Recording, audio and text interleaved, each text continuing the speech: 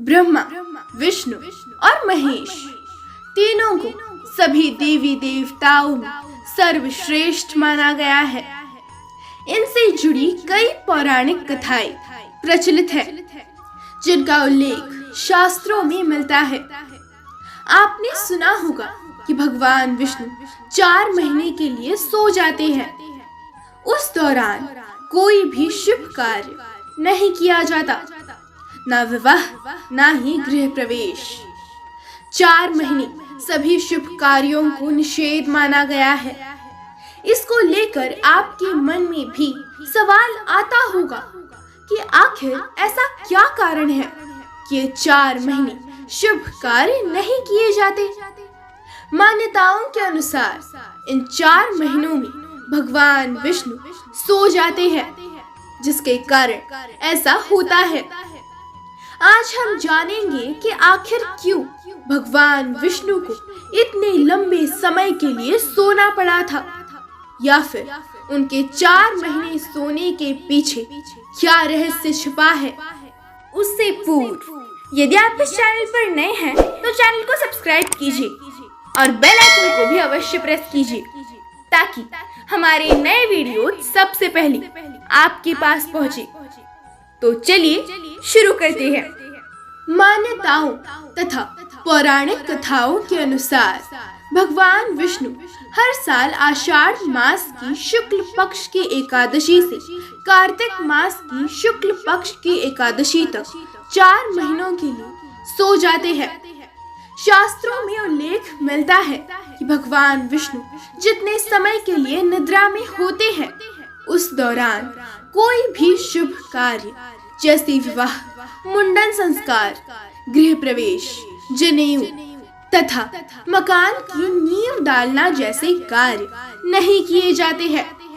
पौराणिक कथा के अनुसार राजा बलि ने तीनों लोकों पर अपना आधिपत्य जमा लिया था, जिससे भयभीत होकर देवराज इंद्र भगवान विष्णु के पास पहुँचे और बताया कि राजा बलि ने तीनों लोकों पर अधिकार पा लिया है। उस समय भगवान विष्णु ने वामन अवतार धारण कर राजा बलि से दान मांगने पहुंच गए। उन्होंने राजा बलि से 3 पग भूमि मांगी। 2 पग में भगवान वामन ने धरती और आसमान को नाप लिया और राजा बलि से पूछा कि मैं अपना तीसरा पग अब कहाँ रखूं? तो उन्होंने कहा कि मेरे सिर पर रख दीजिए। इस प्रकार भगवान विष्णु ने वामन का अवतार लेकर बलि से तीनों लोगों को मुक्त करवाया और देवराज इंद्र का भय दूर किया। वही राजा बलि की दानशीलता और भक्ति भाव से प्रसन्न होकर भगवान विष्णु ने वर मांगने के लिए कहा। बलि ने भगवान विष्णु से अपने साथ पाताल चलकर हमेशा वही रहने का वर मांगा। भगवान विष्णु बलि के साथ पाताल लोक में रहने के लिए चले गए।